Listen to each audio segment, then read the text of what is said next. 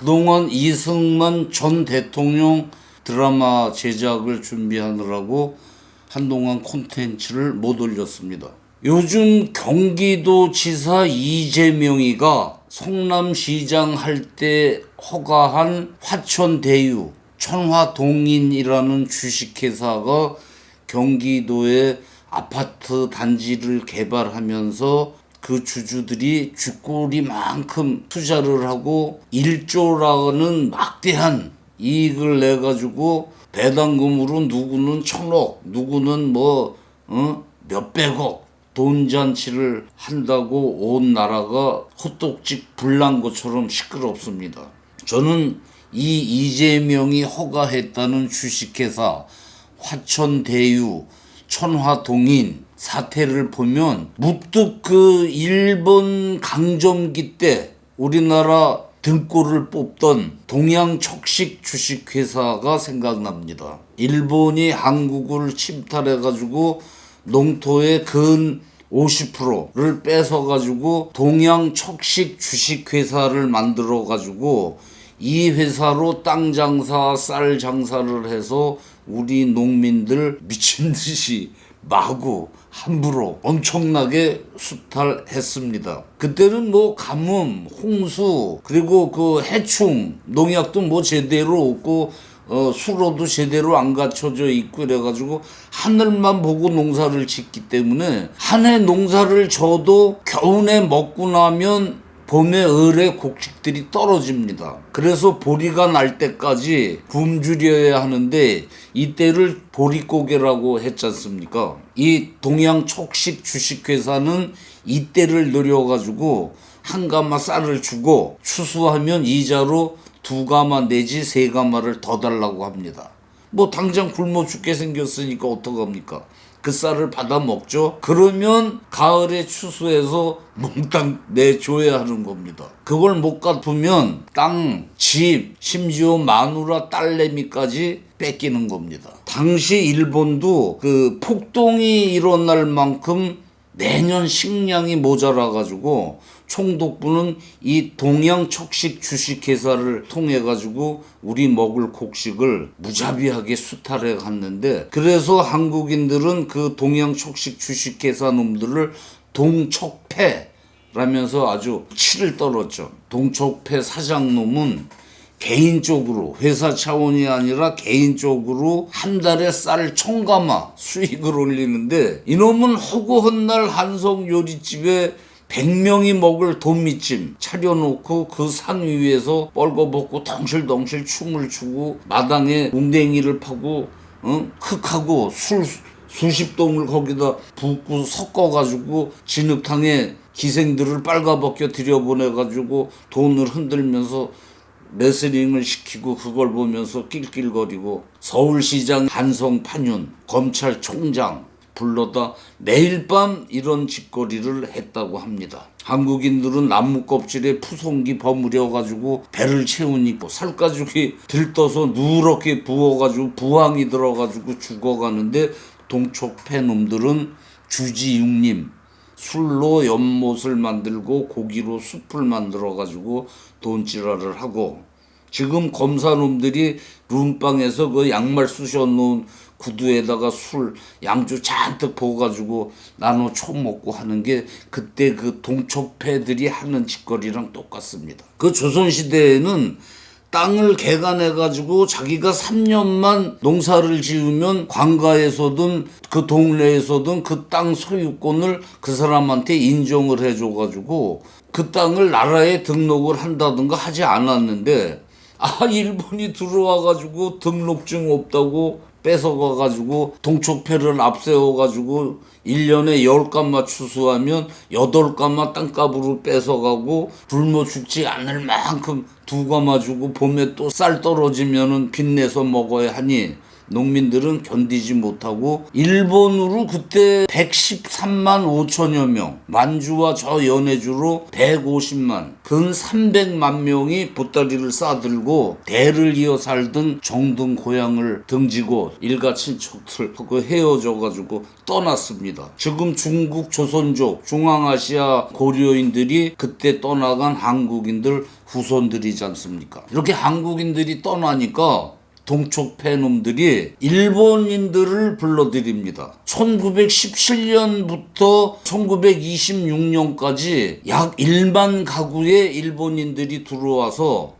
한국인들을 농사짓는 노예로 부려먹으면서 소출의 80%를 거두어 들이는 지주, 땅 주인이 됩니다. 일본인들이. 이것들이 한국인들을 부려서 저수지를 만들고 대규모 개간 사업을 벌여가지고 수확량을 늘려가지고 한반도는 일본 식량 창고가 됩니다. 물론 거기서 등골 빠지는 건 한국인들이죠.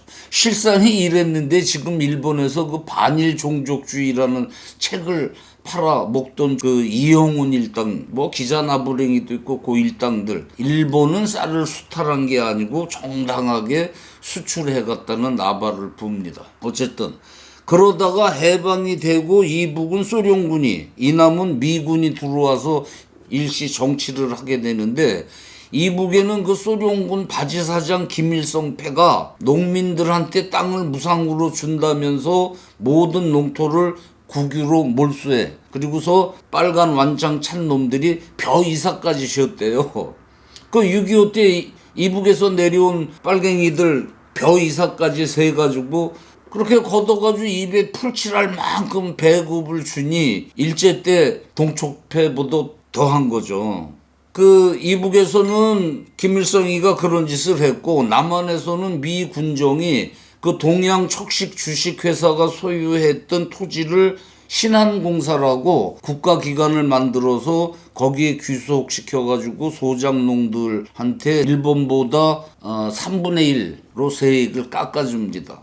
이때 이승만은 혁신적인 농지 개혁을 해야 한다고 생각을 하셨다는데, 그리고 대통령에 당선된 후에 공산주의에서 전향한 조병암을 농림부 장관에 앉히고 우리나라 최초 농지 개혁을 단행합니다. 조병암은 원래 이승만을 반대하던 인물이었는데, 그래서 누구도 조병암이 농림부 장관이 될 것이라고 예상을 하지 않았는데, 이승만이 이 농지 개혁을 위해 자신을 극렬히 반대하던 조병암을 장관 자리에 앉히고 농지 개혁을 밀어붙인 겁니다.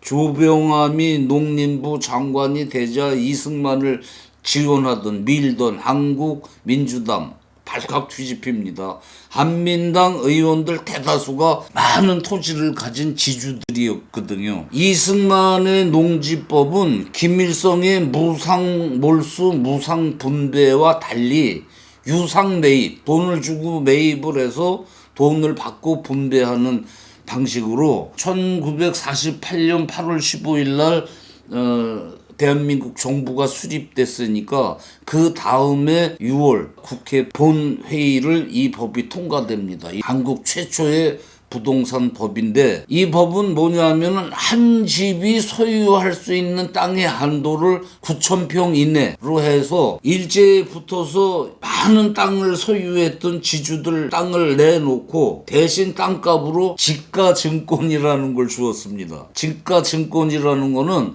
일본인들이 운영하던 공장이나 건물 같은 그 적산이라는 게 적이 소유했던 재산이지 않습니까? 그거를 불화받을 수 있는 증권입니다. 그리고 이 땅을 받은 농민은 매년 소출의 30%, 10가마 소출을 하면 3가마를 땅값으로 5년간 나눠내도록 해가지고 드디어 땅이 없던 농민들이 땅 주인이 됩니다. 이승만 정부의 이 같은 농지 개혁이 실행되자 천석군이다 만석군이다 하는 땅 주인들 이승만한테 땅 뺏겼다고 강탈당했다고 알아눕고 정신 나가 그냥 망연자실 거리를 헤매는 사람의 어떤 지주는 목을 메고 당시 남한 인구의 80%가 소작농인데 좌익들은 땅을 무상으로 나누어 준다면서 선전을 해가지고 국민의 80% 가까이가 남노당에 가입하고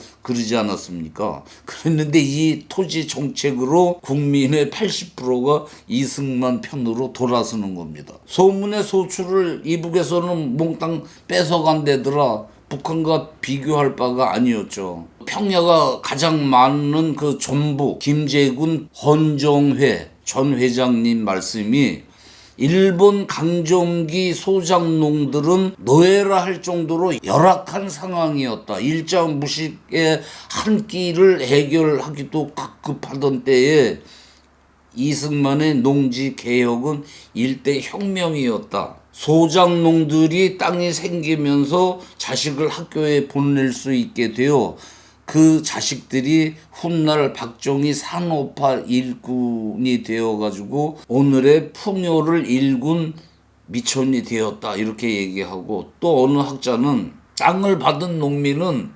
남노당 편에서 한국으로 포섭되었다. 일제 식민에서 대한민국 국민이라는 정체성을 만든 첫 번째 계기가 이승만의 농지 개혁이었다 라고 얘기를 합니다. 실제 6.25가 터져가지고 공산당이 뭐 땅을 무상으로 분배한다고 선전을 해도 이미 땅 주인이 된 농민들은 그 나발을 귓전으로도 안 듣고 그랬죠. 그리고 지주들이 땅값으로 받은 지가증권은 우리나라 증권시장을 태동시키는데 원천이 돼가지고 6.25 전쟁이 끝나가지고 증권회사 총 거래액의 70% 이상이 이 지가증권이 유통되어가지고 산업화의 밑거름이 됩니다. 이승만이 장기 집권을 할 수 있었던 것도 국민 대다수인 농민이 이승만을 은인으로 생각했기 때문에, 그러니 이승만의 토지혁명은 그야말로 신의 한 수인 셈입니다. 그러다가 박정희 정권에 들어서 본격적으로 산업화가 이루어져 인구가 도시로 집중되면서 도시 주변 땅값이 요동을 치기 시작하죠. 변두리 농토가 주택, 아파트, 공장 단지로 변하면서 부동산 투기가 벌어지는데 우리나라에만 있는 전세 제도가 부익부 빈익빈을 부추기는 원인이 됩니다. 다른 나라에는 전세라는 게 없어요. 다 월세, 렌트 개념으로 사는데 우리나라만 이 전세라는 게 있습니다. 이 전세는 일제 때 일본인들이 한국에 들어와서 자신들 집을 마련할 동안 한국인 집을 빌릴 때 월세를 주는 것보다 돈을 맡겨두었다가 자기들 집이 완성되면 나갈 때 그 돈을 다시 찾아가려고 만들어진 그런 제도인데, 이 전세금이 땅값이 비싸지면서 집 주인은 전세로 목돈을 받지 않습니까? 그럼 거기에 은행 대출을 껴가지고 다른 집을 또 사요. 집이나 땅을. 그러면 금방 그게 또 가격이 오르니까 우리나라는 세계에서 유일하게 부동산으로 재산을 증식할 수 있는 나라가 된 겁니다. 대기업들도 땅 장사로 큰 수익을 챙기고 했습니다. 서울에 세워진 그 123층 롯데 빌딩도 그거 껌 팔아서 세운 게 아닙니다. 롯데가 땅 장사로 돈 벌어서 세운 빌딩입니다. 신 회장이 저기 이 도시가 커지니까 언젠간 저기 금싸라기가 된다 해가지고 못 쓰는 땅을 미리 사두다가 땅값이 오르면 팔고, 대기업들 다 그랬죠. 뭐 현대도 그렇고 삼성도 그랬고. 이 부동산으로 부를 축적할 수 있었던 나라는 우리나라인데 아직 그 여파로 지금 우리가 부동산들 하고 있는 거죠. 그 전 모든 정권은 이 도시로 몰리는 인구, 주거 문제, 부동산 정책의 골머리를 썩이고 했는데 이상하게 좌익 정권 때 유독 부동산 가격이 뜁니다. 문재인 예를 보면 대통령 후보 때 부자들만 부동산을 가지는 것을 막겠다면서 매년 공공임대주택 17만 호씩 공급하겠다. 도심 재생사업 등 사회통합형 주거 정책으로 청년 임대주택 30만 시를 공급하겠다. 이렇게 공약을 했어요. 그런데 문재인 정권 들어 역대 어느 정권보다 집값이 뛰고 부동산 세금이 뛰어가지고 지금 6.25는 난리도 아닐 만큼 부동산 난리가 나고 있지 않습니까? 전셋값은 집값 뺨을 때리고 그나마 집주인들은 전세를 내놓지 않고 해서 월세가 치솟습니다. 이런 현상이 임대차 계약 갱신 청구권이란 법이 강화되면서부터라는데, 이 법은 그 세입자가 전세로 살다가 계약이 끝나기 6개월 전쯤에 나는 이 집에서 더 살겠다 하면 그 가격 그대로 처음에는 2년이었는데 4년까지 살 수 있게 하는 법이었지 않습니까? 그런데 최근에 6년까지 살 수 있게 강화된 법이 지금 그 여당에서 발의되었습니다. 그러니 건물주가 한 번 전세를 주면 그 가격으로 6년간 집을 내줘야 되는데, 전세금 받아서 은행에 넣어봐야 그 이자라는 게 집수리비도 안 되니 누가 전세를 내놓겠습니까?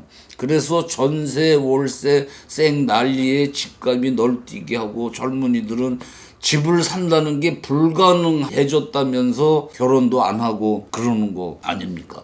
이 원래 좌익들은 주택 공급은 부족하지가 않은데 돈 있는 자들이 투기로 여러 채 집을 잡고 있어가지고 그게 문제라면서 강력한 억제책을 펴면 부동산은 안정될 거라고 믿어가지고 노무현 정부에서부터 이런 정책을 폈지 않습니까? 그래서 노무현 정부에서 처음으로 종합부동산세, 종부세라고 그러죠. 그걸 시행했고 재산세율을 인상하고 분양가 상한제 그 이상 못 받게 하고 아파트 원가 공개를 하게 하고 그 전 정부에서 볼 수 없었던 규제들을 한꺼번에 쏟아내가지고 노무현 정부 5년 동안에 강남 아파트 가격이 167% 올랐고 전국이 부동산 투기장이 되고, 그러니까 이제 양도세, 중과세,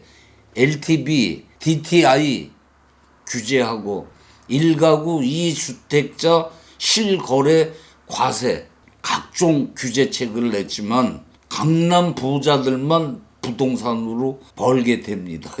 이런 규제책에 의해서. 그래가지고 그들이 좌파는 좋은 거네 하면서 강남 좌파가 된 거 아닙니까? 말로는 좌파는 안 돼 이러면서도 실제 지들은 좌파가 돼버렸습니다.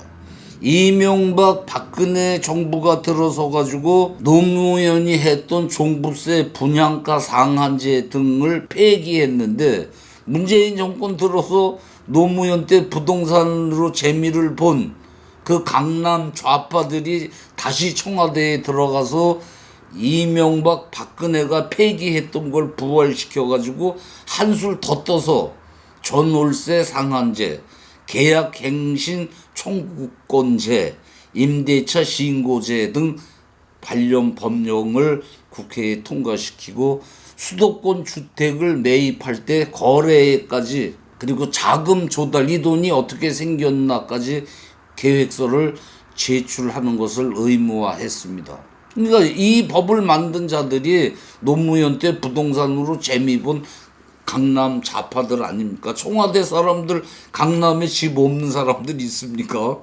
그리고 언발에 오줌 넣기로 재난지원금이랍시고 1인당 몇십만 원씩 전국에 뿌려대가지고 나라 곳간이 비자, 종부세, 상속세, 양도세, 보유세 어마무시하게 올리고 집 사는데 은행 대출을 막고, 그래서 여태껏 한 번도 경험해 보지 못한 부동산 집값 폭등에 전세 대난리가 벌어져가지고 집 없는 사람들 영 집장만 못하게 될 이런 판국이 되고 있습니다.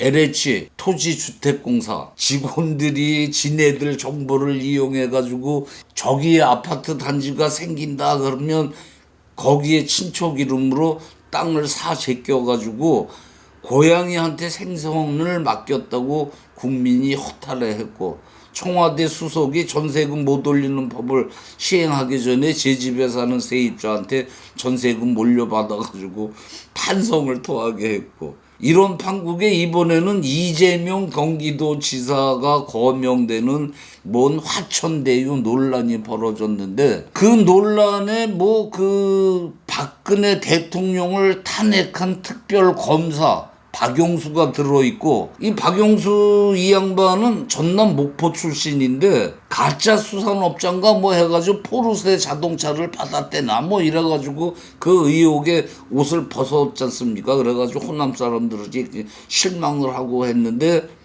실망을 했는지 뭐 하여튼 이번에 또 이 화천대유 사건에 떡하니 들어가 있고 그리고 이재명 공직자 선거 위반 혐의로 무죄를 때린 권순일 전 대법관이 이 화천패 고문으로 떡하니 고액 자문료를 챙기고 했다는 보도에 이게 나라냐 국민 탄식이 메아리를 칩니다.